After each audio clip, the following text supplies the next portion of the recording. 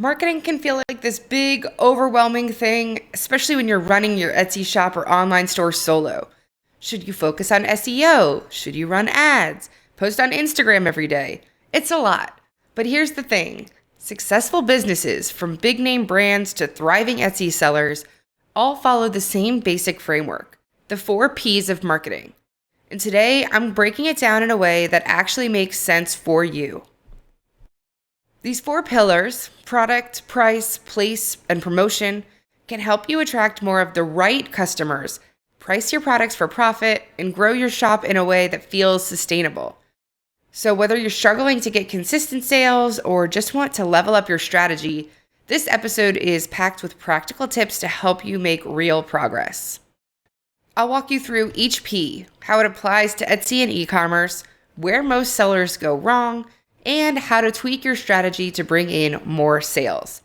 Plus, I'll give you quick action steps so you can start implementing right away. So grab your coffee, notebook, or whatever else you need, and we'll dive right in.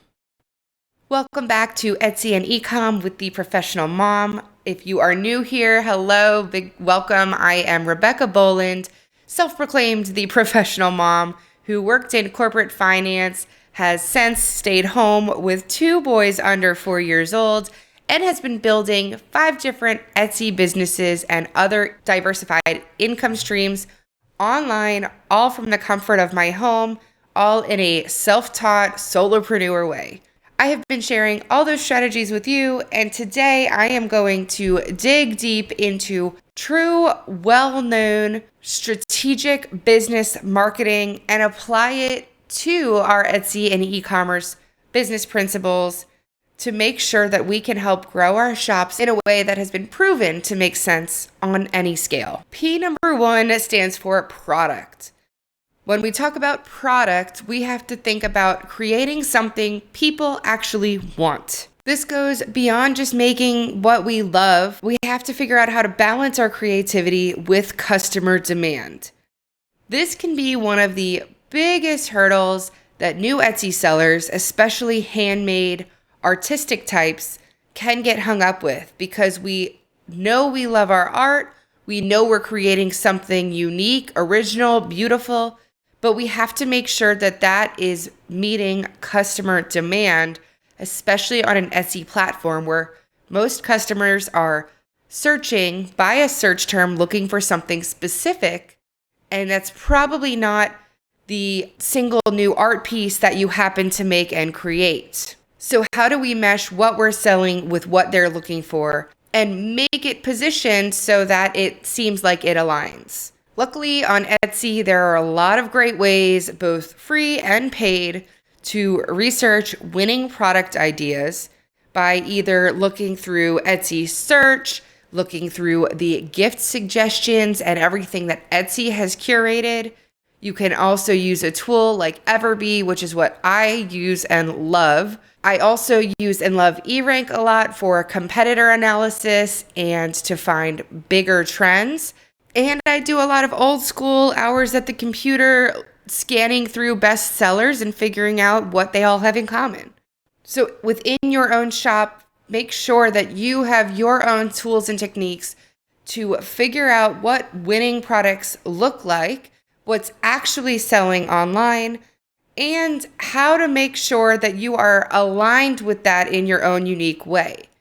But when I say unique, that's where we want to make sure we are standing out with product differentiation.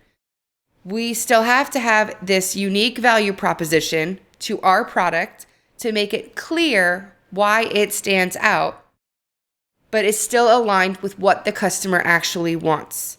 So is it that yours is high quality? Is it that your art is not AI generated? It is truly hand painted? Is it a hyper-focused niche that your customer is not going to get anywhere else? Do you personalize where somebody else does not? Make sure that you can stand out in a way that adds a little more value than the competitor next to you. Product-wise, you can also improve and stand out in terms of your branding and your packaging. Presentation matters, and if you can make something visually appealing to the customer before they even open the box, you're already going to set them up for a positive review, for a positive interaction, for a positive first impression. So here's a quick action step I want to challenge you with. Look at your best-selling product and ask yourself, what problem does this solve for my customer? This is a way that you can establish why that is a bestseller, or if you don't have products yet or no sales yet, maybe you take this back a step and say, what does this solve? What problem does this solve for my ideal customer? And are you answering that? Can you answer that? I guess that's the first thing. Can you answer that for yourself? Can you establish how your product helps your customer? Maybe does it help them have more time because their home is organized and everything they need is in one place? If you can answer that question, which is fantastic, then the next piece is, have you answered that question in your listing? Can a shopper quickly glance through and see that for themselves? Is it obvious? Is that solution clear to them and evident? The clearer you can make it for them, the easier of a decision it'll make for them to make the purchase. Because in the customer's mind, suddenly they're not considering whether they want to pay $30 for an organizer box for their desk. They're thinking about whether they would be willing to pay $30 to have all of their time freed up because none of their things go missing anymore and everything's organized and they don't miss deadlines because their file folder is all together finally, or whatever else the factor may be. If you're somewhere you can pause this and actually look into your shop and answer that question, this would be a great time to do that. Sometimes I like to work alongside podcasts, and that way everything is fresh in mind as I'm energized. So give you a second to hit pause, and then I'll jump into segment 2 on the second P, price. So the P for price in our 4P framework is how to set prices that actually make you money. Some of the most common pricing mistakes that beginning Etsy sellers make are to undervalue themselves, their products, their time, or to copy competitors, or to ignore certain costs, maybe of supplies that you already have sitting around your house, and to not factor in all of those pieces when setting your price. So if you want to calculate a profitable price, you need to make sure that you are accounting for all of your materials. So if you are a Cricut cutting machine crafter and you have rolls of vinyl already laying around your house, like I do, that does not mean that that is not a cost for you. And you should still be accounting for that in the cost of materials. You also need to make sure that you are accounting for labor. You might not be paying anybody. A lot of us are not. A lot of us handmade sellers are making something ourselves, shipping it ourselves. But you need to make sure that you are getting paid for your time. So again, just because you are not actually writing a paycheck to somebody else, your time is valuable. And you should not be undercutting yourself when setting a price. You don't want to say, oh, my materials were $5, I'll charge $6. Because you are not setting anything aside there for the cost of your time and your labor. You also need to make sure you are considering any overhead costs. So this can be something like, I don't know how it works, but let's say you have to pay $100 an hour to rent a pottery studio space. I'm not sure if that's true or not, but let's say that's what happens and you can make 4 pieces in an hour. You need to account for that within the pricing of each piece. And mentally note to yourself that if all the pieces were the same, that's an extra $25 that I should be attributing to the cost that went in just to make this piece of pottery. And then, of course, on Etsy or Shopify, wherever else you are selling, there are likely fees. Of course, we know on Etsy there are fees. Currently, it is 6.5% of your total sales price, plus another 3.5% that goes to transaction fees, plus a quarter that goes to transaction fees. And that is not even including any Etsy ads.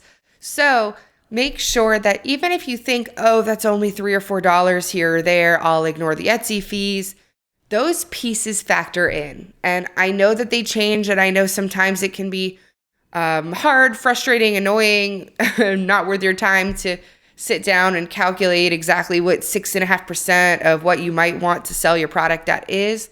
But I promise you, it is worth your time. It is very important.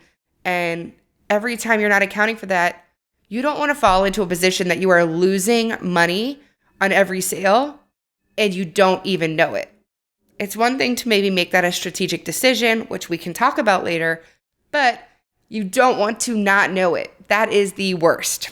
On top of all that, once you know all the fees, you can't just then price your product. You then have to actually have a profit margin. You want to know that you are making money. You're not just matching money for your time. You are taking home a profit to make it worth it, that you're in a better position to do all this than to just break even. A lot of people on Etsy do like to play in the undercut each other's pricing game, but the psychology of pricing doesn't actually favor that necessarily.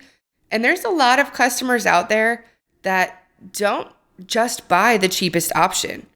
There may be customers who prefer it, sure, but there are going to be a lot of customers who don't mind paying a few dollars more, or might see that most products are in the range of $15 to $20, and they will question why somebody is able to be an outlier to sell it for $10, $8, $7 or less, and they won't even click in to find out, because it seems mentally, you look at that and you say, it's either a scam, it's a knockoff product, maybe it's digital and not a deliverable shipped product.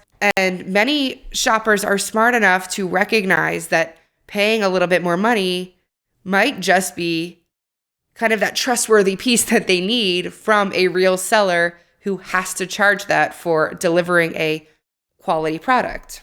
The good news is you can always test your pricing. You can always adjust your pricing. You can always set something that you think you'd like to make and might be a little high, and then also run a sale. So Etsy makes it really easy to run a sale for any length of time. You can do it for a day, a week, a month. You can do any percentage you'd like. You can pick sections of your shop or just individual products. And that could be a really easy way to try to test pricing. And also, playing the psychological game is to help show shoppers that you are turning on that sale, which triggers them to see the crossed out price and the green sales price. It'll show a countdown clock from Etsy. Hey, this is expiring in 10 hours, purchase now while the sale is on. So it could be a kind of kill two birds with one stone benefit to try to test your pricing by potentially starting a little bit higher and then setting a sale for a certain amount of time. So a quick action item here for price is that I want you to quickly do a price analysis of your shop and note if there's anything that you think you really sold yourself short on. Do you think that you didn't charge for vinyl you already had? Are there costs that you kind of swept under the rug just because you were hoping you'd get more sales if you charged $1 or $2 less? Because if that's not currently working for you and you're not getting those sales anyway, then is it really going to hurt to make sure that your product is priced correctly for your benefit? And then maybe run a sale and keep optimizing the other pieces, because pricing and setting the lowest price is not necessarily why you're not getting sales. If you've checked out your pricing in your shop and you want to jump into segment 3, then join me as we talk about the third P, place, where and how you sell your products. So of course, we are focused on Etsy or other online businesses like Shopify right now. And something like an Etsy is fantastic for built-in traffic because it is a marketplace. Customers are already going there looking for handmade, unique items. However, that should not be the only platform we use long-term.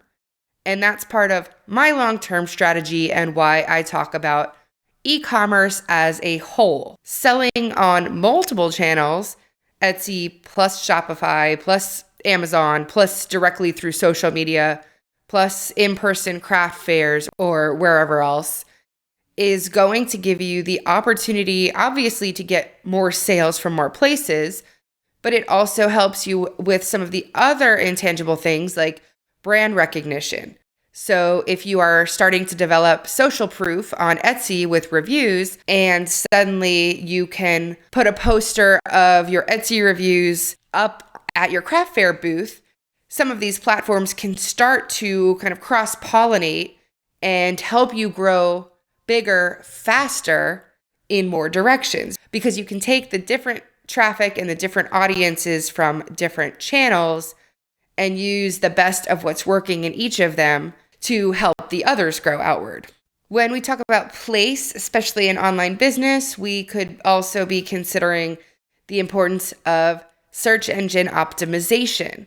So are we thinking about Etsy search, Google search, Pinterest search in terms of the place and how we are selling our products, or where or how? How are we optimizing to make sure people on these different platforms can see our product?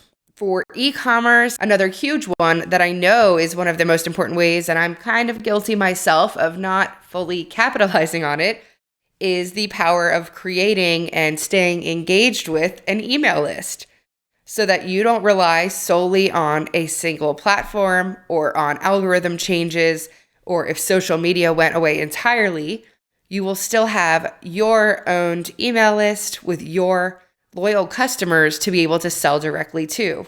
So in terms of place, a quick action step here is to consider one new place you can start promoting or selling your products.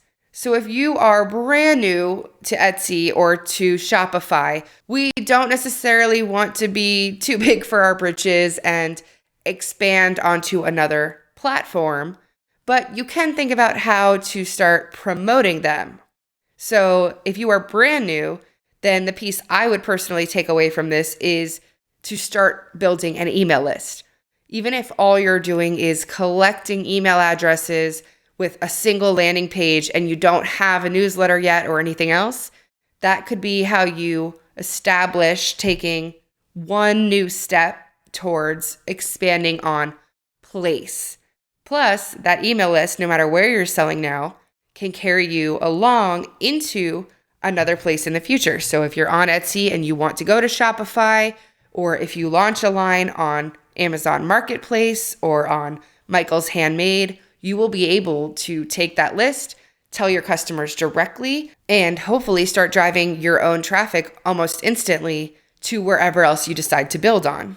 And then if you are ready for the fourth P in segment 4 here, we are going to talk about promotion as P number 4. So promotion is getting your products in front of the right people. Why it can't be build it and they will come. That's a myth. This needs to be about marketing your shop. They will not just show up if you build a shop in the middle of nowhere and don't tell anybody about it. So, one great thing about Etsy and why I love it is that you can have a faceless store. You don't have to be an influencer. You don't have to pay for a lot of advertising, but something like optimizing your listings on Etsy does account for a little bit of organic traffic. So people will start to come to your shop. But there are other free marketing methods like using Pinterest and pinning even just a few pins a day to targeted boards or to collaborator boards, or to reach out to influencers to start your own blog and see if you can collaborate on a free unpaid roundup of the 20 best products for dog-loving moms or something of the such. And by each of you collaborating, you are sharing other people's products, but they are sharing yours as well, which might be a way that you can both afford to do this for free without paying for a sponsorship from the other, because instead you are potentially benefiting from an audience growth or cross promotion or hopefully expanded sales. Promotion is also when you want to think about when to use paid advertising. So yes, like I said, there are ways you can pay influencers, You can also invest in Facebook ads. You can invest in Etsy ads, but those are all a complete strategy of their own. They are their own beasts to learn, and there's a time and place for that. So if you are really early on, you might not want to be rushing to invest in ads, especially if you don't have a strategy behind it, because you don't want to be throwing money at the wall or, right into the garbage can. There are definitely ways to lose a lot of money on ads very quickly if you don't know what you're talking about. Promotion also incorporates the power of storytelling and how you really position and share your product listings with the captions and the branding of your shop. What have you pulled all together to make your story compelling, your product unique, the whole overall way you tell about yourself and why you're doing this that makes a potential shopper know your shop, remember your shop, share your shop, and come back to your shop. A quick action step here, something you can consider: commit to one consistent promotional strategy for the next month. This is something that I am also not great at because it does link up to social media. And when I think social media, I am guilty of wanting to sit down and just batch create for 3 or 4 platforms at a time if I'm going to do it at all. But it is better to be consistent on one single platform than to throw everything onto the board for 2 weeks in 4 different places and never come back to it. So figure out what that one consistent strategy you will work on in terms of promotion and being in front of the right people. This might not be marketing yet. If your shop is brand new or you haven't even fully launched yet, maybe this is just establishing what your story is. Work on your storytelling by getting a worksheet and sitting down and establishing, what is my backstory? What are the pain points that led me to create this company? What is the branding about? Do I have branding? What target audience do I want to even be in front of if you haven't established that yet? So figure out either the front end of that, or if you're already there, figure out whether you're going to work on a single free marketing method for the month, or maybe you are ready to invest in a single paid advertising method. Another option might be just to take an online course or to start delving into learning Facebook ads. But just take that one step forward, just for 1 month, to focus on one marketing strategy that meets you where you're at right now. So there you have it, the 4 P's of marketing and how they apply to your Etsy or e-commerce business: product, price, place, and promotion. That's the foundation of every successful business, and when you take the time to get them right, everything starts to feel a little less overwhelming. If you take just one thing from this episode, let it be this: your success isn't just about having a great product. It's about how you position, price, and promote it. Small tweaks in any of these areas can make a huge impact on your sales and overall growth. So for next steps, I want to challenge you. Pick one P to focus on improving this week. Maybe it's refining your price strategy, optimizing your Etsy SEO, or finally setting up the email list. I think that might be mine. But whatever it is, take action on it today. And if you want more support, I've got something for you. Grab my free Building Your Etsy Empire ebook in the show notes below. If you are interested in a little bit more one-on-one coaching, or you want a personal shop audit, or you still are struggling with Etsy SEO and you'd like to book some time with me to chat one-on-one personally to coach you through exactly what the strategy should look like for your next 30, 60, 90 days in your Etsy shop, then feel free to send me a DM or send me an email. My contact will be again in the show notes below, and I'd be happy to talk to you about how I can help you fine-tune your strategy so that you can start seeing real results and get to that next level. That's it for today. If you found this episode helpful, be sure to subscribe. Please leave a review, and please feel free to share it with a fellow Etsy seller. As always, you can say hi to me on social or on email. Let me know you're out there. Let me know what else you'd like to hear next. And until next time, thank you so much for hanging out with me, and I will talk to you in a week. Goodbye.